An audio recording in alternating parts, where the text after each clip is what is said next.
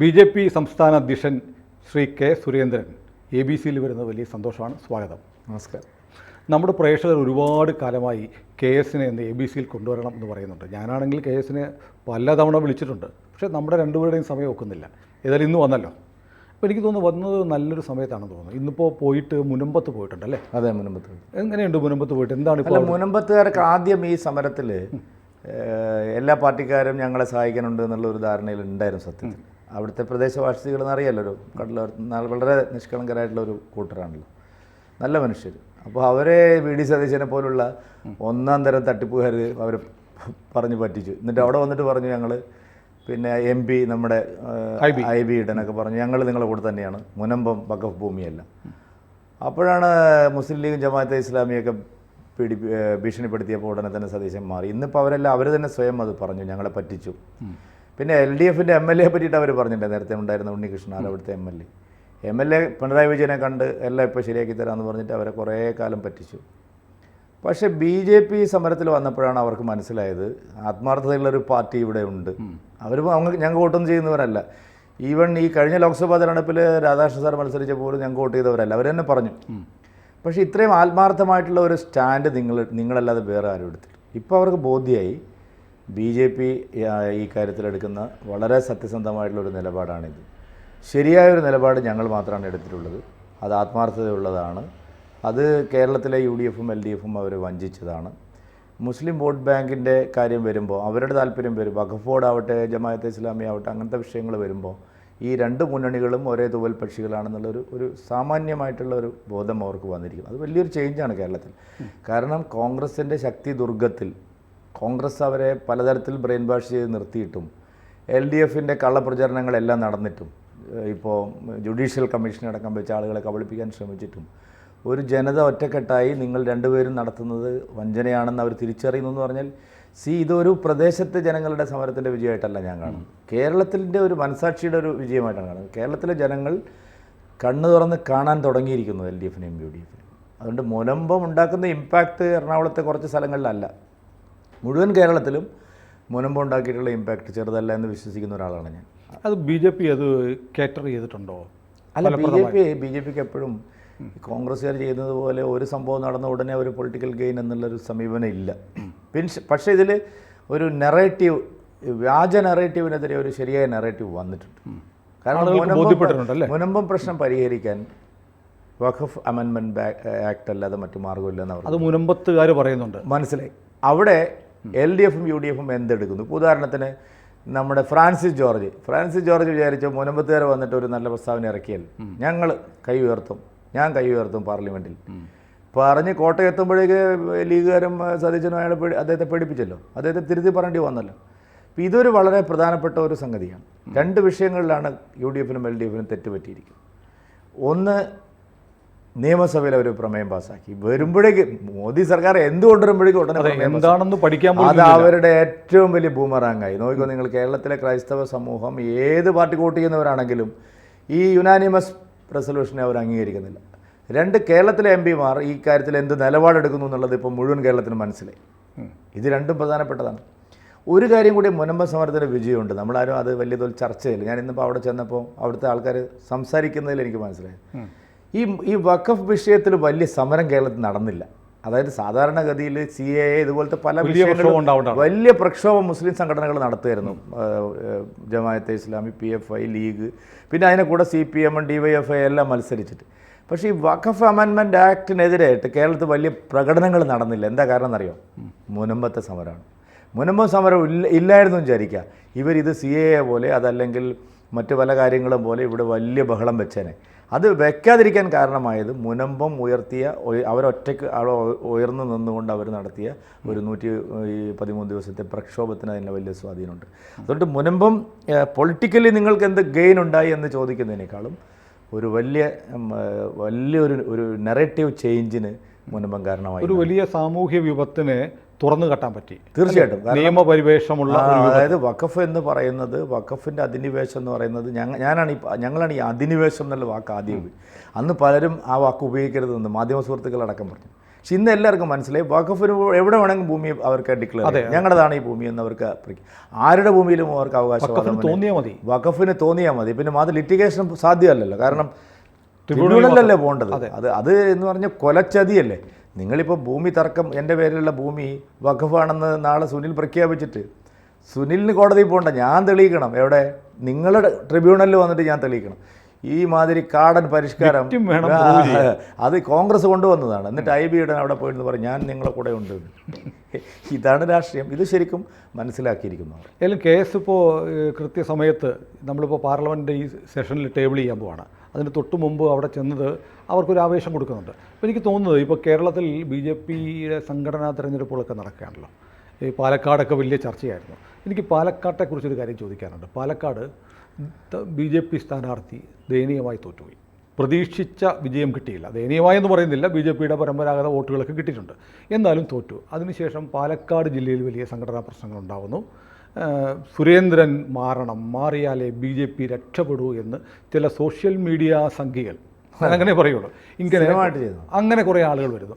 എന്താണ് പാലക്കാട്? ഒന്നുമില്ല, simple logic, ആർക്ക് മനസ്സിലാവുന്നതേ ഉള്ളൂ. പാലക്കാട് കോൺഗ്രസിനെ ആരാണ് നയിക്കുന്നത്? എന്തായാലും ഞങ്ങളുടെ മുഖ്യ എതിരാളി അല്ലല്ലോ പാലക്കാട് CPM എതിരാളിയാണ്. പക്ഷേ അവിടെ കോൺഗ്രസിനെയും CPMനെയും നയിക്കുന്നത് ആരാണ്? വളരെ കൃത്യമായിട്ട് നിങ്ങൾക്ക് മനസ്സിലാവുമല്ലോ. ശ്രീകണ്ഠൻ, ഷാഫി പറമ്പിൽ, ഇപ്പോൾ പുതിയ മാങ്കൂട്ടത്തിൽ രാഹുൽ, അപ്പുറത്ത് MP രാജേഷ്. പിന്നെ ഇതുപോലത്തെ ഒരു പുതിയ രാഷ്ട്രീയമാണ് അവിടെ കുറച്ച് കാലമായിട്ട് പരീക്ഷിക്കുന്നത്. അവിടെ നിങ്ങളിപ്പോൾ ഈ പറയുന്ന 80 വയസ്സായ ആൾക്കാർ ബഹളം വെക്കുന്നു എന്നൊക്കെ പറയുന്നത്, ഞങ്ങൾ തെരഞ്ഞെടുപ്പിനെ സംബന്ധിച്ച് ഞങ്ങൾക്കൊരു കാഴ്ചപ്പാടുണ്ട് പാലക്കാടിനെ സംബന്ധിച്ച്. ആ കാഴ്ചപ്പാട് സാധൂകരിക്കാൻ അല്ലെങ്കിൽ അതിനെ സ്വാംശീകരിക്കാൻ പറ്റുന്ന ഒരു നേതൃത്വം എല്ലാ ജില്ലയിലും വരണം എന്നാണ് ഞങ്ങൾ. അല്ലാതെ ഇതിനകത്ത് എന്തെങ്കിലും ഒരു ഗ്രൂപ്പിസോ സുരേന്ദ്രൻ്റെ അങ്ങനെയൊന്നും അല്ല. ഇത് എല്ലാ തലത്തിലും ആലോചിച്ചിട്ട് തന്നെയാണ് ഈ തീരുമാനങ്ങൾ എടുത്തിരിക്കുന്നത്. കാരണം ബന്ധപ്പെട്ടവരുമായിട്ട് എല്ലാം ചർച്ച ചെയ്തിട്ടാണ്. 14 ജില്ലയ്ക്ക് പകരം 30-ലേറെ ജില്ലാ കമ്മിറ്റികൾ വന്നാൽ പ്രശ്നങ്ങൾ തീരുമോ? പ്രശ്നങ്ങളുണ്ടായിട്ടല്ലല്ലോ, പ്രവർത്തനം കൂടുതൽ ശക്തിപ്പെടുത്താനാണ്. ഇപ്പോൾ BJP 2021 നിയമസഭാ തെരഞ്ഞെടുപ്പിൽ പരാജയപ്പെട്ടതിന് ശേഷമാണ് ഞങ്ങൾ നിയോജക മണ്ഡലങ്ങൾ വിഭജിക്കാൻ തീരുമാനിച്ചത്. അതിൻ്റെ റിസൾട്ട് ഉണ്ടായിട്ടുണ്ട്, നല്ല റിസൾട്ട് ഉണ്ടായിട്ടുണ്ട്. ഞാൻ നോക്കുമ്പോൾ ഇപ്പം ഈ സംസ്ഥാന അധ്യക്ഷൻ്റെ ഒരു ബാസ്ക്കറ്റ് എടുത്ത് നോക്കുകയാണെങ്കിൽ 10ഓളം മണ്ഡലങ്ങളിൽ 1-ാം സ്ഥാനത്ത്, അത്രയും തന്നെ മണ്ഡലങ്ങളിൽ 2-ാം സ്ഥാനത്ത്, ഒരു പാർലമെൻറ്റ് സീറ്റ്. ഇങ്ങനെ കേരളത്തിലെ BJPയുടെ ചരിത്രത്തിൽ ഏറ്റവും വലിയ വോട്ടിംഗ് ഷെയർ ഇതൊക്കെ K. സുരേന്ദ്രൻ എന്ന് പറയുന്ന BJP അധ്യക്ഷൻ്റെ കാലത്തുണ്ടായതാണ്. എന്നിട്ട് പോലും കുറേ ആളുകൾ സുരേന്ദ്രൻ വലിയ പരാജയമാണ് എന്ന് പറയുന്നതിനെ K. സുരേന്ദ്രൻ എന്ന വ്യക്തി എങ്ങനെയാണ് വിലയിരുത്തുന്നത്? അല്ല, ഇതിൽ യാതൊരു കാര്യമില്ല. അതിപ്പോൾ ഞാൻ മാത്രമല്ല ഇത് കേട്ടിട്ടുള്ളത്. കേരളത്തിലെ എല്ലാ BJP സംസ്ഥാന അധ്യക്ഷന്മാരും ഈ പഴി കേട്ടിട്ടുണ്ട്. എല്ലാവരും ഇപ്പോൾ അവസാനത്തെ കേൾക്കുന്നതേ എല്ലാവരും കേൾക്കുന്നുള്ളൂ, അതിന് മുമ്പ് കേട്ടവരൊന്നും. ഇപ്പോൾ കുമ്മനം രാജശേഖരൻജി എന്ന് പറഞ്ഞാൽ എത്ര നല്ലൊരു നേതാവാണ്. അദ്ദേഹത്തിൻ്റെ ഒരു പാരമ്പര്യം എന്താണ്? എനിക്കത്രയും പാരമ്പര്യമൊന്നുമില്ലല്ലോ. ഞാനൊരു സാധാരണ ഡേ ടു ഡേ പൊളിറ്റിക്സിൽ പ്രവർത്തിക്കുന്ന ഒരാളാണ്. കുമ്മനം ഒരു പ്രചാരകനായിരുന്നു. അദ്ദേഹത്തിൻ്റെ പല ശൈലികളും ഒരു സാധാരണ രാഷ്ട്രീയത്തിൽ നമ്മൾ കണ്ടിട്ടില്ലാത്ത ശൈലികളാണ്. അങ്ങനെയുള്ള ഒരാളെ ഒറ്റയടിക്ക് ഈ പറയുന്ന സാമൂഹ്യ മാധ്യമങ്ങളും ചേർന്നിട്ട് എത്രമാത്രം അപകീർത്തിപ്പെടുത്താൻ ശ്രമിച്ചു. പക്ഷേ അതിന് മുമ്പ് അവരൊക്കെ നേരിട്ടതിനേക്കാളും വലിയ ഉണ്ട്. ഞാൻ ഇല്ലെന്ന് പറയുന്നില്ല, അതിന് കാരണം ഞാൻ പറയും. ഇപ്പോൾ PS ശ്രീധരൻപിള്ള സാറേ, എൻ്റെ ഓർമ്മയിൽ ഇത്രയും മീഡിയ ഫ്രണ്ട്ലി ആയിട്ടുള്ള ഒരാൾ, മാധ്യമങ്ങളും ശ്രീധരൻപിള്ള സാറിൻ്റെ സ്വന്തമാണ്. മാധ്യമവും മീഡിയ 1 അടക്കം. സാർ PS വന്നാൽ എല്ലാം ഓക്കെയാണ്. പക്ഷെ അദ്ദേഹം അധ്യക്ഷനായിരുന്ന 2 ടേമിൽ ഞാൻ കണ്ടതാണ്. എന്താണ് അദ്ദേഹത്തെ ഇരുത്തി പൊറപ്പിച്ചിട്ട് BJPയോടുള്ള ദേഷ്യം. പിന്നെ എന്നോടുള്ളത് കുറച്ച് കൂടുതൽ ശത്രുതയുണ്ട്. എന്താ കാരണം? ഇപ്പം നിങ്ങൾ പറഞ്ഞല്ലോ, ഞാനൊരു മാധ്യമങ്ങളുടെ മുമ്പിലും പോയിരുന്നിട്ട് അരുതാത്ത കാര്യങ്ങൾ പറയുന്ന ശീലം എനിക്ക്. പാർട്ടിക്കകത്ത് എന്തെങ്കിലും കാര്യങ്ങൾ ചർച്ച ചെയ്യാനുണ്ടെങ്കിൽ അത് പാർട്ടിക്കകത്ത് ചർച്ച ചെയ്യും. എൻ്റെ അടുത്ത സുഹൃത്തുക്കളായിട്ടുള്ള മാധ്യമപ്രവർത്തകർക്ക് പോലും എന്നോട് ദേഷ്യമാണ്. എന്താ കാര്യം? ഞാൻ ഈ കാര്യങ്ങളൊന്നും പറഞ്ഞു കൊടുക്കാറില്ല. കാരണം പാർട്ടിക്ക് ഈ ഇരിക്കുന്ന കസേരയ്ക്ക് അതിൻ്റേതായിട്ടുള്ള ഒരു പ്രാധാന്യം ഞാൻ കൽപ്പിക്കുന്നുണ്ട്. പാർട്ടിയെ സംബന്ധിക്കുന്ന ഒരു കാര്യവും മാധ്യമങ്ങളുമായി ചർച്ച ചെയ്ത് തീരുമാനിക്കേണ്ടതല്ല എന്ന ഉറച്ച വിശ്വാസം എനിക്കുണ്ട്. ആദ്യ ചുമതലയെടുത്ത അന്നു മുതൽ ഞാനൊരു അകലം പാലിച്ചിട്ടുണ്ട്. സത്യമാണ്, അതെൻ്റെ കാലാവധി കഴിയുന്നത് വരെ ഞാൻ അകലം പാലിക്കും. കാരണം പൊതുപ്രവർത്തകർ അവർ കാര്യങ്ങൾ ചെയ്യുന്നത് സംഘടനയ്ക്കകത്തെ ബോധ്യങ്ങളുടെയും നിലപാടുകളുടെയും അടിസ്ഥാനത്തിലാണ്. ഇവിടെ ഏതെങ്കിലും 4 ആൾ വന്ന നിരീക്ഷകന്മാർ വന്നിട്ട് നിങ്ങളുടെ ചാനലിൽ ഇരുന്നിട്ട് 2 അഭിപ്രായം പറയുന്നതിനനുസരിച്ച് മാറ്റേണ്ടതല്ല. ഞങ്ങൾ 4 വനിതാ പ്രസിഡന്റുമാരെ വെച്ചിട്ടുണ്ടെങ്കിൽ ഞങ്ങൾക്കതിന് കൃത്യമായിട്ടുള്ള ബോധ്യങ്ങളുണ്ട്, ഞങ്ങൾക്കതിന് കൃത്യമായിട്ടുള്ള ധാരണകളുണ്ട്, നിലപാടുകളുണ്ട്, ലക്ഷ്യങ്ങളുണ്ട്. ഞങ്ങൾ 3 ക്രിസ്ത്യാനികളെ ജില്ലാ പ്രസിഡന്റ് ആക്കിയിട്ടുണ്ട്. അത് എവിടെയെങ്കിലും കൊണ്ടുപോയി കൊടുത്തതല്ല, ഉറച്ച സ്വാധീന മേഖലയിലാണ് കൊടുത്തിരിക്കുന്നത്. എനിക്ക് വേണമെങ്കിൽ BJPക്ക് ഒരു സ്വാധീനവും ഇല്ലാത്ത സ്ഥലത്ത് വേണമെങ്കിൽ ഒരു ക്രിസ്ത്യാനിയെ പ്രസിഡന്റ് ആക്കായിരുന്നു. ഞങ്ങളങ്ങനെ ചെയ്തിട്ടേ ഇല്ല. ഞങ്ങൾ ജയിച്ച സുരേഷ് ഗോപി ജയിച്ച 7-ൽ 6 മണ്ഡലങ്ങൾ, 6 മണ്ഡലങ്ങളിൽ 5 നിയമസഭാ മണ്ഡലങ്ങൾ നിൽക്കുന്ന മണ്ഡലമാണ് ഞങ്ങൾ ജസ്റ്റിൻ ജേക്കബിന് കൊടുത്തിരിക്കുന്നത്. ചങ്ങനാശ്ശേരിയും പൂഞ്ഞാറിലും അടങ്ങുന്ന സ്ഥലത്തിൻ്റെ ഞങ്ങളുടെ സ്വാധീനം നിങ്ങൾക്ക് അറിയാമല്ലോ. പത്തനംതിട്ട പാർലമെൻറ്റ് മണ്ഡലത്തിലെ ഏറ്റവും സ്വാധീനമുള്ള സ്ഥലത്ത് അവിടെയാണ് ഞങ്ങൾ കോട്ടയം ഈസ്റ്റ് ഞങ്ങൾ കൊടുത്തിരിക്കുന്നത്. ഇതെല്ലാം ഞങ്ങൾ കൊടുത്തിരിക്കുന്നത് ഞങ്ങൾക്ക് അതിൻ്റേതായിട്ടുള്ള ധാരണകളുണ്ട്. ഇവിടെ ഇരുന്നിട്ട് ചാനലിൽ ഇരുന്നിട്ട് ഒരാൾ വിമർശിക്കുന്നതിൻ്റെ അടിസ്ഥാനത്തിലോ സോഷ്യൽ മീഡിയ വിമർശനത്തിൻ്റെ അടിസ്ഥാനത്തിലോ അല്ല. ഞങ്ങൾ പട്ടികജാതി പട്ടികവർഗ്ഗക്കാർക്ക്, സ്ത്രീകൾക്ക്, മതന്യൂനപക്ഷങ്ങൾക്ക്, മറ്റ് പിന്നോക്ക ജനവിഭാഗങ്ങൾക്കൊക്കെ പാർട്ടിക്കകത്ത് അർഹമായ പ്രാതിനിധ്യം നൽകുന്നത്, ചുമതലകൾ വീതിച്ച് നൽകുന്നത്, ഇതിനെല്ലാം കൃത്യമായിട്ടുള്ള ധാരണകളുണ്ട്. വേണ്ട സ്ഥലത്തിനെല്ലാം ബന്ധപ്പെട്ട സ്ഥലങ്ങളിലെല്ലാം ചർച്ച ചെയ്തിട്ടാണ് തീരുമാനം എടുക്കുന്നത്. ഒരാൾ രാവിലെ എഴുന്നേറ്റ് വന്ന് ഇയാൾ ഞങ്ങൾക്ക് കൊള്ളില്ല എന്ന് പറഞ്ഞ് 2 പത്രക്കാരെ വിളിച്ച് വരും തീരുമാനം മാറ്റുന്ന പാർട്ടിയല്ല. അങ്ങനെ മാറ്റുന്നവരുണ്ടാവും. അങ്ങനെ മാറ്റുന്ന പാർട്ടിയല്ല ഇപ്പോൾ കേരളത്തിലെ BJP. കേരളത്തിലെ BJP തെറ്റായ തീരുമാനങ്ങൾ എടുക്കുന്നില്ല. കാരണം കേരളത്തിലെ BJP സ്വന്തമായിട്ടുള്ളൊരു എൻറ്റിറ്റിയല്ല. കേരളത്തിലെ BJP കേന്ദ്രത്തിലെ BJPയുമായിട്ടും വിചാരപരിവാരത്തിലെ മറ്റ് സംഘടനകളുമായിട്ടും എല്ലാം ചേർന്ന് കൃത്യമായ ആശയവിനിമയം നടത്തി അവരുടെയൊക്കെ സംശയങ്ങൾക്ക് ദൂരീകരണം നൽകിക്കൊണ്ട് തന്നെയാണ് എല്ലാ തീരുമാനങ്ങളും എടുക്കുന്നത്. പൊളിറ്റിക്കൽ സ്ട്രാറ്റജി ആവട്ടെ, ഓർഗനൈസേഷൻ തീരുമാനങ്ങളാവട്ടെ, ഇതിനെല്ലാം ഒരു വ്യക്തതയുണ്ട്. പക്ഷേ ആളുകൾ പുറത്ത് പറയുന്നത് കേരള BJPക്കകത്ത് അതിശക്തമായ ഗ്രൂപ്പുകളുണ്ട്. ഈ ഗ്രൂപ്പുകളുടെ പ്രശ്നം കൊണ്ട് അതിപ്രസരം അല്ലെങ്കിൽ സമ്മർദ്ദം, വഴക്ക് കൊണ്ട് കേരള BJPക്ക് മുന്നോട്ട് പോകാൻ കഴിയുന്നില്ല എന്നൊരു നറേഷനുണ്ട്. ഞാൻ പറയട്ടെ, ഇപ്പോൾ പറയുന്നത് എന്താണ്, ഗ്രൂപ്പുകൾക്കൊന്നും കിട്ടിയില്ല എന്നാണ്. എനിക്ക് അത്ഭുതം തോന്നിപ്പോൾ. തലേ ദിവസം വരെ പല ചാനലുകളും, നിങ്ങളെപ്പോലുള്ള പല മഹാന്മാരായിട്ടുള്ള ഓൺലൈൻ ചാനലുകൾ വേറെ ഉണ്ടല്ലോ. നിങ്ങളൊരു മീഡിയം നല്ല ചാനലുകളാണ്. നിങ്ങളെക്കാൾ വലിയ കേരളത്തിലെല്ലാം തീരുമാനിക്കുന്ന ചില മഹാരാജാക്കന്മാർ നയിക്കുന്ന ചാനലുകളുണ്ടല്ലോ. അവനൊക്കെ പറയുകയാണ് ഗ്രൂപ്പുകൾക്കെല്ലാം അടി കിട്ടി. ഇന്നലെ വരെ അവൻ പറഞ്ഞുകൊണ്ടിരുന്നത് കൃഷ്ണദാസ് പക്ഷവും മുരളീധരൻ പക്ഷവും സുരേന്ദ്രൻ പക്ഷവും ശോഭാ സുരേന്ദ്രൻ പക്ഷവും എല്ലാം ചേർന്ന് പോകുന്നു എന്ന് പറയുന്ന അവൻ പറയുകയാണ് ഗ്രൂപ്പുകളെല്ലാം അടിച്ച്. അപ്പോൾ ഏതാണ് ജനങ്ങൾ വിശ്വസിക്കേണ്ടത്? ഗ്രൂപ്പുകൾക്ക് കൊടുക്കണോ? ഗ്രൂപ്പുകൾ ഇല്ലാതാക്കുന്ന അല്ല ഞാൻ ചോദിക്കുന്നത്. അപ്പോൾ ഇതെല്ലാം ഉണ്ടാക്കുന്നതും ഇതെല്ലാം പ്രചരിപ്പിക്കുന്നതും ഒരേ സംഘടന അല്ല. ഗ്രൂപ്പ് പരിഗണന ഒന്നും കൂടാതെയാണോ പുതിയ പ്രസിഡന്റ്? അതായത് ഒരു ഗ്രൂപ്പ് പരിഗണന എടുത്തിട്ടില്ല. ഗ്രൂപ്പ് അല്ലല്ലോ. എന്താണ് അയാളുടെ ഓരോ വ്യക്തിയെ സംബന്ധിച്ച് നിങ്ങൾ പരിശോധിക്കല്ലോ. ഞങ്ങൾ 27 പേരെ പ്രഖ്യാപിച്ചിട്ടുണ്ട്. അതിൽ മഹാഭൂരിപക്ഷവും പുതുതായിട്ട് ഈ ചുമതലയിലേക്ക് വന്നവരാണ്. കഴിഞ്ഞ കാലങ്ങളിൽ ഇരുന്നവരല്ല. കുറച്ച് പേരെ കഴിഞ്ഞ 2 വർഷം 3 വർഷം ഇരുന്ന ആൾക്കാർ. അപ്പോൾ ഈ സോക്കോൾഡ് ഗ്രൂപ്പുകൾക്ക് അതിൽ അതൃപ്തി അല്ല, അതൃപ്തി ഉണ്ടായിട്ട് കാര്യമില്ലെന്ന്. BJPക്കകത്ത് അങ്ങനെ ഒരു പ്രവർത്തകരുടെ മേൽ നിയന്ത്രണം കൊണ്ടുവരാൻ കഴിയുന്ന ഒരു സംവിധാനം ആർക്കും ഇല്ല. പ്രവർത്തകർ ശരിയെയും തെറ്റിനെയും തിരിച്ച് കുറച്ച് പേരെ വഴിതെറ്റിക്കാൻ പറ്റും. അത് ഈ സോഷ്യൽ മീഡിയയിൽ നിങ്ങൾ കാണുന്നവരാണ്. അവരാരും പാർട്ടിയുടെ യഥാർത്ഥത്തിൽ ഒരു പാർട്ടിക്കാർ അല്ലല്ല. പാർട്ടിക്കാരൊക്കെ തന്നെയുണ്ട്, പലരും ഉണ്ട്. അവർക്കൊന്നും ഈ കാര്യങ്ങളെ സംബന്ധിച്ച് അവർക്ക് അറിയാൻ സംവിധാനങ്ങളില്ല. അവർ ഏതെങ്കിലും ഒരു ബൂത്തിൽ ചുമതലയിൽ ഇരിക്കുന്നവരല്ല. അപ്പോൾ അവർക്ക് കുറച്ച് ഈ പറഞ്ഞ വ്യാജന്മാർ കുറച്ച് മരുന്നിട്ട് കൊടുത്താൽ അതിൽ കുറച്ച് അത്രയേ ഉള്ളൂ. അതൊക്കെ ഇപ്പോൾ കുറഞ്ഞു. അല്ല, എന്തുകൊണ്ടാണ് ഈ സുരേന്ദ്രൻ ഇപ്പോൾ ഒരു അഡ്ജസ്റ്റ് ചെയ്യാൻ തയ്യാറാവാതെ ഫൈറ്റ് ചെയ്യാൻ നിൽക്കുകയാണ്? പണ്ട് മോദിജി പറഞ്ഞ് ഓർക്കുന്നുണ്ട്, ബഡാ ഫൈറ്റർ എന്ന് പറഞ്ഞ പോലെ BJP അധ്യക്ഷനായതിനു ശേഷവും മാധ്യമങ്ങളോട് ഗുസ്തി പിടിക്കുന്നു. പ്രത്യേകിച്ച് ചില ആളുകളെ പേരെടുത്ത് പറഞ്ഞ്, നേരത്തെ പറഞ്ഞ പോലെ ചില ഓൺലൈൻ ചാനലുകളുടെ ആളുകളെ പേരെടുത്ത് പറഞ്ഞ് അവരോട് രമ്യതപ്പെടാതെ രമ്യതപ്പെടാൻ കഴിയില്ലെന്ന്. ഞാൻ എന്തിന് കോംപ്രമൈസ് ചെയ്യണം? അവർ കോൺഗ്രസിനെ അധികാരത്തിൽ കൊണ്ടുവരാൻ വേണ്ടി ശ്രമിക്കുന്നവരാണ്. ഞാൻ BJPയെ അധികാരത്തിൽ കൊണ്ടുവരാൻ ശ്രമിക്കുന്ന ഒരു എളിയ പ്രവർത്തകനാണ്. മനസ്സിലായില്ല. അല്ല, ഈ പറയുന്ന BJP കേരളത്തിലെ BJP കൊള്ളില്ല, ഇത് KJP ആണ്, മോദി നല്ലയാളാണ് എന്ന് ചില വിദ്വാന്മാർ പറയുന്നുണ്ടല്ലോ. അവരുടെ ഉദ്ദേശം എന്താണ്? കേരളത്തിലെ BJPയെ നയിക്കുന്നത് വെറും K സുരേന്ദ്രൻ മാത്രമാണോ? കേരളത്തിലെ BJPയുടെ മേൽ മോദിക്കും അമിത്ഷായ്ക്കും JP നഡ്ഡയ്ക്കും ഒന്നും ഒരു നിയന്ത്രണവും ഇല്ലെന്നാണോ? ഇനി കേരളത്തിലെ BJP നല്ലതല്ല, പിണറായി വിജയന് പകരം VD സതീശനാണ് എന്നാണ് ഇവർ പറയുന്നത്. അത് ഞങ്ങൾ അംഗീകരിച്ചു കൊടുക്കണോ? ഞങ്ങളുടെ നിലപാട് എന്താണ്? CPMനെതിരായ ഞങ്ങളുടെ സമരം കോൺഗ്രസിനെ ശക്തിപ്പെടുത്തിക്കൊണ്ടാവരുത്. എന്താ തെറ്റുള്ളത്? 20% വോട്ടിലേക്ക് ഞങ്ങൾ എങ്ങനെയാണ് വന്നത്? ശക്തമായ നിലപാട്. കോൺഗ്രസ് അല്ല പിണറായി വിജയനെ നേരിടുന്ന വന്നത്. ശരിയായ ബദൽ BJP ആണ്. കേരളത്തിലെ യുവാക്കളുടെ പ്രശ്നം, കേരളത്തിലെ സാമൂഹ്യനീതിയുടെ പ്രശ്നം, കേരളത്തിലെ വർഗീയ രാഷ്ട്രീയത്തിൻ്റെ പ്രശ്നം, കേരളത്തിലെ അഴിമതി, ഇതെല്ലാം UDF-നും LDF-നും തുല്യ പങ്കാളിത്തമാണ്. അപ്പോൾ UDF-നെ വെള്ളപൂശുന്ന ഒരു സംഘമാണ് ഈ പ്രചരണം നടത്തുന്നത്. മാധ്യമങ്ങളെല്ലാം അതിനുവേണ്ടി. അത് വെറുതെ ഒരു തോന്നലാണോ? അല്ല, എനിക്ക് കൃത്യമായ ബോധ്യമുണ്ട്.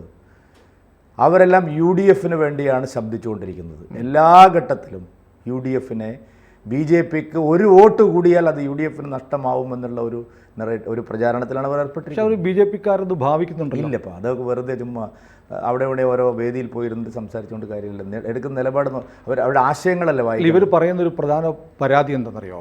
ഇപ്പോൾ V. മുരളീധരനായിരുന്നെങ്കിലും K. സുരേന്ദ്രനാണെങ്കിലും ഈ LDF-ൻ്റെ CPM-ൻ്റെ ഒരു പ്രോക്സിയെ പോലെ നിൽക്കുന്നു. കേരളത്തിൽ അവരുടെ കേസുകൾ പിണറായി വിജയനെതിരെ, പിണറായിയുടെ മകൾക്കെതിരെ, സ്വർണ്ണക്കള്ളക്കടത്ത് ഇതൊക്കെ വന്നപ്പോൾ BJP ഇവരെ സംരക്ഷിക്കുന്ന തരത്തിലാണ് നിലപാടെടുത്തതെന്നാണ് ഇവർ പറയുന്നത്. സർ, ഇതന്നെ ഞാൻ പറഞ്ഞത്.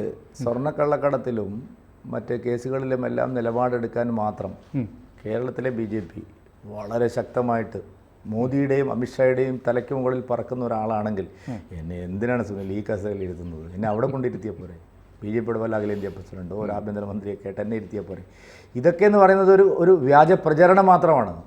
യഥാർത്ഥത്തിൽ കേരളത്തിൽ CPM-ൻ്റെ ദുർഭരണത്തിനെതിരെ ശരിയായ സമരം ചെയ്ത് എത്ര കേസുകൾ ഞങ്ങൾക്കുണ്ട്? അവർക്ക് എത്രയുണ്ട്? കേരളത്തിലുടനീളം എത്ര? എൻ്റെ 300 ശിഷ്ടം കേസുകളായിട്ടിരിക്കുന്ന ആളാണ്. ഏതെങ്കിലും ഒരു കേസിൽ എന്നെ അവർ സഹായിച്ചിട്ടുണ്ടോ? അപ്പോൾ ശബരിമല കാലത്ത് എങ്ങനെയാണ് അറസ്റ്റ്? ശബരിമല മാത്രമല്ലെന്നാ, ശബരിമല ഒരു വലിയ പ്രക്ഷോഭത്തിൻ്റെ. ബാക്കി ഏത് കേസിലാണ്? എല്ലാ കേസുകളിലും ഞങ്ങൾ പിണറായി വിജയനോട് ഏറ്റുമുട്ടുകയാണ്. എന്നിട്ടും ഒരു കേസും ഇല്ലാത്തവനാണ് ഇരുന്ന് പറയുന്നത്, ഒരു സമരം ചെയ്യാത്തവനാണ് ഇരുന്ന് പറയുന്നത്. ഈ കൊടകര കേസ് എന്ന് പറഞ്ഞാൽ എന്താണ്? 400 കോടി കൊണ്ടുവന്നു എന്നൊക്കെ പറയുന്നു. വാലും തുമ്പുമില്ലാത്ത ഒരു കള്ളക്കഥ ഉണ്ടാക്കിയത് കൊണ്ട് അവർക്ക് എന്ത് ചെയ്യാൻ പറ്റി? 2 വർഷം അവർ അന്വേഷിച്ചില്ലേ? അതിൽ എന്ത് ചെയ്യാൻ പറ്റിയോ? അല്ല, ഞാനൊരാളോട് ചോദിച്ചു, ഈ 400 കോടി എന്നുള്ള ഫിഗർ എവിടെ നിന്ന് കിട്ടി? ആരോ ഒരാളുണ്ടാക്കി, എല്ലാവരും 400 കോടി ഉണ്ടാക്കിയതും ഇതുപോലത്തെ ചില വ്യാജന്മാരാണ്. അവരുടെ ചില ന്യൂസുകളിൽ നിന്നാണ് ഇത് വന്നത്. അപ്പോൾ ഇതൊക്കെ ജനങ്ങൾക്ക് കൃത്യമായിട്ട് അറിയാം. അപ്പോൾ BJP സംസ്ഥാന അധ്യക്ഷൻ എന്ന നിലയിൽ ഇപ്പോൾ തെരഞ്ഞെടുപ്പൊക്കെ കഴിയുന്നു. പൊതുവിൽ ആളുകൾ പറയുന്നുണ്ട് KS ചിലപ്പോൾ മാറിയേക്കും എന്നൊക്കെ. അങ്ങനെ മാറാൻ സാധ്യതയുണ്ടോ? അല്ല, അതെല്ലാം തീരുമാനിക്കുന്നത് കേന്ദ്ര പാർട്ടിയുടെയും കൂടെ നിലപാടുകളനുസരിച്ചാണ്. കാരണം ഒരാൾ കാലാവധി, ഒരാൾക്ക് എത്ര സമയം കൊടുക്കണം, ഒരാൾക്ക് ഏത് പദവി കൊടുക്കണം, ഇതെല്ലാം നിശ്ചയിക്കുന്നത് ഏതെങ്കിലും ഒരു വ്യക്തി അല്ല, ഒരു സംഘടനയാണ്. അപ്പോൾ ഞാൻ അങ്ങനെ തന്നെയാണ് വന്നത്. ഇപ്പോൾ സുരേന്ദ്രനെ, മുരളീധരനോ അല്ലെങ്കിൽ വേറെ ആരെങ്കിലും BL സന്തോഷോ കൊണ്ടുവന്നിട്ട് ഈ കസേരയിൽ ഇരുത്തിയതല്ല. വ്യക്തമായിട്ടുള്ള ചർച്ചകളുടെയും ധാരണകളുടെയും ഒക്കെ അടിസ്ഥാനത്തിലാണ് കഴിഞ്ഞ 5 വർഷം മുമ്പ് എനിക്ക് ഈ ഒരു അവസരം കിട്ടിയത്. ഇനിയിപ്പോൾ ഈ അവസരം മാറിയിട്ട് പുതിയൊരാൾക്ക് അവസരം കിട്ടണമെങ്കിലും ആ ചർച്ചകളും ധാരണകളൊക്കെ അടിസ്ഥാനത്തിലാണ് കാര്യങ്ങൾ പോകുന്നത്. BJP-യിൽ എല്ലാ കാലത്തും അങ്ങനെയാണ് നേതൃമാറ്റം. അതുകൊണ്ട് എന്നെ സംബന്ധിച്ചിടത്തോളം ഇതിലൊരു വേവലാതിയുമില്ല. 5 വർഷം ഞാനിരുന്നു. പദവിയോട് ഞാൻ നീതി പുലർത്തിയിട്ടുണ്ട്, ശരിയായ നിലപാടുകൾ ഉയർത്തിപ്പിടിച്ചിട്ടുണ്ട്, ചോദ്യം ചെയ്യേണ്ടവരെയൊക്കെ ചോദ്യം ചെയ്തിട്ടുണ്ട്, അച്ചടക്കം പ്രയോഗിക്കേണ്ടിടത്തൊക്കെ അഭിമാനകരമായ ഒരു ട്രാക്ക് റെക്കോർഡ് അഭിമാനകരമായിട്ട് പാർട്ടിയെ മുന്നോട്ട് നയിക്കാൻ ശ്രമിച്ചിട്ടുള്ളതാണ്. അത് എൻ്റെതല്ല, എൻ്റെ വ്യക്തിപരമല്ല, ഒരു ടീമിനെ ഞാൻ നയിച്ചിട്ടുണ്ട്. അഭിപ്രായ വ്യത്യാസങ്ങളുള്ളവരെല്ലാം ചേർത്ത് നിർത്തിയിട്ടുണ്ട്, അവരെയൊക്കെ അവസരം കൊടുത്തിട്ടുണ്ട്, ആർക്കും അവസരം നിശ്ചയിച്ചിട്ടില്ല. 1-2 വ്യക്തികൾ അതീവ ഗുരുതരമായിട്ടുള്ള പ്രശ്നങ്ങൾ വന്നപ്പോൾ കുറച്ച് കഠിനമായിട്ടുള്ള നിലപാടുകൾ എടുത്തിട്ടുണ്ട്. അല്ലാതെ K. സുരേന്ദ്രൻ വന്നു എല്ലാവരെയും വെട്ടി നിർത്തി, ഇതൊന്നും ആർക്കും അവകാശപ്പെടാനില്ല. പക്ഷേ 5 വർഷം എനിക്ക് അവസരം കിട്ടി. ഇനി അവസരം കിട്ടിയില്ലെങ്കിലും എനിക്ക് ദുഃഖമില്ല, അവസരം കിട്ടിയാലും എനിക്ക് യാതൊരു തരത്തിലുള്ള അമിതാഹ്ലാദവുമില്ല. പാർട്ടി എന്ന് പറയുന്നത് കേരളത്തിൽ എത്രയോ ആളുകൾ കഠിനാധ്വാനം ചെയ്ത് ഈ അവസ്ഥയിൽ എത്തിച്ചതാണ്. ഇനിയും ഇത് മുമ്പോട്ട് പോകുക തന്നെ ചെയ്യും. അല്ല, BJP സംസ്ഥാന അധ്യക്ഷൻ എന്ന നിലയിലുള്ള ഈ 5 വർഷക്കാലം എങ്ങനെയാണ് ഒന്ന് സ്വയം വിലയിരുത്തുന്നത്? അല്ല, 5 വർഷത്തിൽ ആദ്യത്തെ 2 വർഷം സത്യം പറഞ്ഞാൽ കൊറോണയുടെ ഒരു ദുരിതകാലത്താണ്. ഞാൻ ഫെബ്രുവരി 22-ാം തീയതിയാണ് ചുമതല ഏറ്റെടുക്കുന്നത്. ഫെബ്രുവരി 22 കഴിഞ്ഞ് 24-നോ 25-നോ മറ്റാണ് കോവിഡ് വരുന്നത്. മാർച്ച് 4-5 ആകുമ്പോൾ ലോക്ക്ഡൗൺ ആയി. പിന്നെ 1 മാസം പൂർണ്ണമായിട്ടും ഓൺലൈൻ വഴിയും, പിന്നെ 1 വർഷം, പിന്നെ 1 വർഷം കഴിഞ്ഞ് കൊറോണ കുറച്ചൊന്ന് മാറുമ്പോഴേക്കും എന്തായി, ലോക്കൽ ബോഡി ഇലക്ഷനുള്ള തയ്യാറെടുപ്പുകളായി. ആ സമയത്തും അധികവും സമരങ്ങളൊന്നും കാര്യമായിട്ട് നടന്നില്ല. ആ കൊറോണ കാരണമാണ് ഈ പിണറായി വിജയൻ്റെ സർക്കാരും വന്നത്. ആ ലോക്കൽ ബോഡിയിൽ അവർക്ക് ഇത്ര സീറ്റ് കിട്ടും, വേറെ ആർക്കും ഒന്നും ചെയ്യാൻ പറ്റില്ല. അപ്പോൾ നിലവിലുള്ള കാര്യങ്ങളൊക്കെ ഒന്ന് പോയി. അപ്പോൾ സത്യം പറഞ്ഞാൽ 1.5 വർഷം ഒന്നും നടന്നില്ല എന്ന് പറഞ്ഞാൽ നേരിട്ട് ജനങ്ങൾക്കിടയിൽ ഇറങ്ങിയിട്ടുള്ള പൊതുയോഗങ്ങൾ, പ്രചരണങ്ങൾ, ജാഥകളൊന്നും നടന്നില്ല. ലോക്കൽ ബോഡി ഇലക്ഷൻ കഴിഞ്ഞ ഉടനെ തന്നെ അസംബ്ലി ഇലക്ഷൻ വന്നു. അപ്പോൾ എന്ന് പറഞ്ഞാൽ എൻ്റെ ഒരു 5 വർഷത്തിലൊരു 2-2.5 വർഷം പൂർണ്ണമായിട്ടും ഒന്നും ചെയ്യാൻ പറ്റാത്ത ഒരു സ്ഥിതിയിലായിരുന്നു. അതിനുശേഷമാണ് വലിയ തിരിച്ചടി ഉണ്ടായി, നിയമം സീറ്റ് പോയി. അപ്പോൾ ഞങ്ങളിരുന്ന് ആലോചിച്ചു ആദ്യം എന്ത് ചെയ്യണം. കുറേ പേര് നിരാശരായി, ഈ പറഞ്ഞ ആരോപണങ്ങളൊക്കെ ധാരാളമായിട്ട് വന്നു. ആകെ കൂടി ഈ ഒരു ലീഡർഷിപ്പ് ക്രൈസിസ് ഉണ്ട് എന്നുള്ള ഒരു വലിയ നറേഷൻ ഉണ്ടായി താങ്കൾ പറഞ്ഞത്. അത് എപ്പോഴെങ്കിലും ഒരു നിരാശ തോന്നി? ഇല്ലല്ല, നിരാശപ്പെടേണ്ട ഒരു കാര്യം നമ്മുടെ ആളുകളെന്ന് തോന്നുന്ന ആളുകൾ തന്നെ ഇതിനൊക്കെ ചുക്കാൻ എന്തോ ഭരണം പോയി എന്നുള്ള നിലയിലാണ് ആക്രമണങ്ങൾ എനിക്കെതിരെ ഉണ്ടായിരുന്നത്. പിന്നെ സതീശനും ചെന്നിത്തലയ്ക്കും ആരുമില്ല, എല്ലാ ആക്രമണവും എൻ്റെ നേരെ. അതെ അതെ, അത് സതീശനും ചെന്നിത്തലയും രക്ഷപ്പെട്ടു. പിന്നെ അവരാണ് മുഖ്യമന്ത്രിയാവും എന്ന് പറഞ്ഞത്, വളഞ്ഞിട്ട് അതൊക്കെ വന്നു. ഉണ്ടായി. അല്ല, അതിപ്പോൾ നാച്ചുറലാണല്ലോ. പരാജയപ്പെടുമ്പോൾ വലിയ പ്രതീക്ഷകൾ നൽകി പരാജയപ്പെടുമ്പോൾ ഉണ്ടാകുന്ന പ്രശ്നമാണത്. അപ്പോൾ ഞങ്ങളതിലെല്ലാം കൂടിയിരുന്ന് ആലോചിച്ചു, വിശദമായിട്ട് ചർച്ച ചെയ്തു, അതിനെ പറ്റിയിട്ടുള്ള പോരായ്മകൾ കണ്ടുപിടിച്ചു, അത് താഴെ തട്ടിൽ നല്ല രീതിയിൽ ഇംപ്ലിമെൻ്റ് ചെയ്തു, ജനങ്ങളുമായിട്ടുള്ള സമ്പർക്കം ശക്തിപ്പെടുത്തിയാണ് ഇപ്പോൾ ലോക്സഭയിലേക്ക് വന്നത്. അപ്പോൾ ഒരു ലോക്സഭയിലെത്തിയപ്പോൾ ഞങ്ങളൊരു നിർണായകമായിട്ടുള്ള ശക്തിയായി എന്ന് കേരളത്തിന് ബോധ്യമായി. അതിന് പല ഘടകങ്ങളുണ്ട്. കേരളത്തിൽ ഏറ്റവും വളർച്ചയുള്ള പാർട്ടിയാണ്. എല്ലായിടത്തും ഞങ്ങൾക്ക് അതിൻ്റെ സ്വാധീനം വന്നു. ഇപ്പോൾ തൃശ്ശൂരിൽ മാത്രമല്ല, എല്ലാ ലോക്സഭാ മണ്ഡലങ്ങളിലും വോട്ട് വർദ്ധിച്ചു, എവിടെയും വോട്ട് താഴോട്ട് പോയില്ല. പിന്നെ പല രീതിയിലുള്ള സോഷ്യൽ ചേഞ്ചസ് ഉണ്ടായി. അല്ലാതെ ഒരു വെറും വോട്ട് വർധനവ് മാത്രമല്ല, CPM-ൻ്റെ അടിസ്ഥാന വോട്ട് ബാങ്കിലേക്ക് ഞങ്ങൾ കടന്നു കയറാൻ പറ്റി.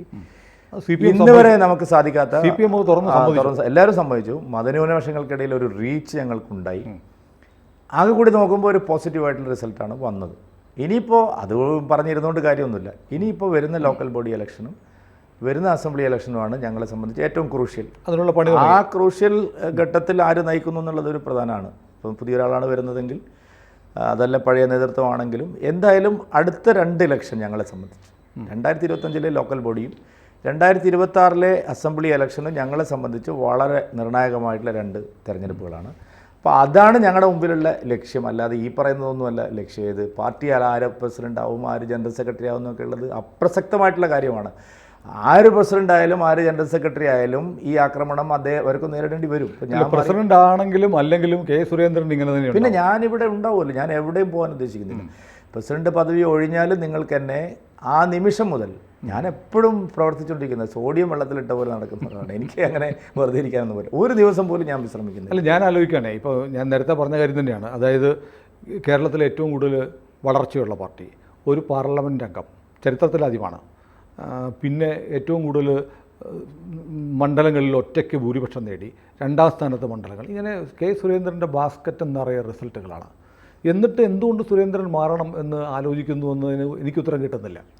അതിപ്പം പാർട്ടിയല്ല ഓരോ കാര്യം. ഇപ്പോൾ ഒരു എത്ര വർഷം ഒരു പദവിയിൽ ഇരിക്കണം എന്നുള്ളത്, ഒരേ പദവിയിൽ ഒരാൾ എത്ര വർഷം ഇരിക്കണം എന്നുള്ളതിന് ഒരു മാനദണ്ഡം സെൻട്രൽ പാർട്ടിക്ക് ഉണ്ടാവുമല്ലോ. അപ്പോൾ അത് നമുക്ക് വ്യക്തികൾക്ക് തീരുമാനിക്കാം. അപ്പോൾ ഒരാൾ പ്രസിഡന്റ് മാറി ഉടനെ അയാൾ അപ്രസക്തനായി നിന്ന് അത് മറ്റു പാർട്ടികളിലെ സമീപനത്തെ വെച്ചിട്ട്. ഞങ്ങളുടെ പാർട്ടിയിൽ അങ്ങനെയില്ല. ഇപ്പോൾ ഞങ്ങളുടെ പാർട്ടിയിലെ മുൻ പ്രസിഡന്റാണ് വി മുരളീധരൻ, ഞങ്ങളുടെ പാർട്ടിയിലെ മുൻ പ്രസിഡന്റാണ് PK കൃഷ്ണദാസ്, ഞങ്ങളുടെ പാർട്ടിയിലെ മുൻ പ്രസിഡന്റാണ് കുമ്മൻ രാജശേഖരൻജി. ഇവരൊക്കെ അപ്രസക്തരാണെന്ന് നിങ്ങൾക്ക് തോന്നുന്നുണ്ടോ? ഇവരൊന്നും അപ്രസക്തരല്ല, അവരൊക്കെ അവരവരുടെ ജോലി ചെയ്തുകൊണ്ടിരിക്കുകയാണ്. അതുകൊണ്ട് പ്രസിഡന്റ് പദവി മാറി അവൻ ഒരു ചവിറ്റുകൊട്ടയിലായി എന്നുള്ള ഒരു ധാരണ കോൺഗ്രസിൽ ചിലപ്പോൾ ഉണ്ടാവുമായിരിക്കും. BJP അങ്ങനെയല്ല. BJPയിൽ ധാരാളം നേതാക്കന്മാർ മുൻ പ്രസിഡന്റുമാരായിട്ടുള്ള ഒരു സംസ്ഥാനമാണിത്. ഇവിടെ അവർക്ക് ആർക്കും തന്നെ ഒരപ്രസക്തിയുമില്ല, അവരെല്ലാവരും പ്രസക്തരാണ്. അപ്പോൾ എന്നെ സംബന്ധിച്ച് എനിക്ക് പേടിക്കേണ്ട ഒരാവശ്യമേ ഇല്ല. സുരേന്ദ്ര ഉടനെ ഇപ്പോൾ മാറി, ഈ മാസം മാറി, പിന്നെ അയാൾ മൂലയിലായി, അങ്ങനെയില്ല. നമ്മൾക്ക് ഓരോരുത്തർക്കും ജോലിയുണ്ട്. സെൻട്രൽ പാർട്ടി അതിനനുസരിച്ചുള്ള ജോലികൾ ഓരോ നേതാവിനും അസൈൻമെൻറ്റ് ചെയ്ത് കൊടുക്കുന്നുണ്ട്. ആ ജോലി നമ്മൾ ചെയ്യണം. ഏതായാലും പ്രധാനമന്ത്രി മുമ്പൊരിക്കൽ ശബരിമല പ്രക്ഷോഭകാലത്ത് പറഞ്ഞത് കേരളത്തിലെ ബഡ ഫൈറ്ററാണ് സുരേന്ദ്രനാണ്. നമ്മുടെ പ്രേക്ഷകരും ഞങ്ങളും വ്യക്തിപരമായി ഞാനും ഒരു വലിയ ഫൈറ്ററായിട്ടാണ് സുരേന്ദ്രനെ കാണുന്നത്. സുരേന്ദ്രൻ കേരളത്തിന് അനിവാര്യനായ രാഷ്ട്രീയ നേതാവാണ്. അത്തരത്തിൽ അദ്ദേഹം കേരളത്തിൽ സജീവമായി ഉണ്ടാവട്ടെ എന്ന് ഞങ്ങൾ ആഗ്രഹിക്കുന്നു. എല്ലാ ആശംസകളും. Thank you. കൂടുതൽ വാർത്തകളും വിശേഷങ്ങളും നിങ്ങളിലേക്ക് എത്താൻ ABC മലയാളം സബ്സ്ക്രൈബ് ചെയ്യുക, ബെൽ ബട്ടണും അമർത്തുക.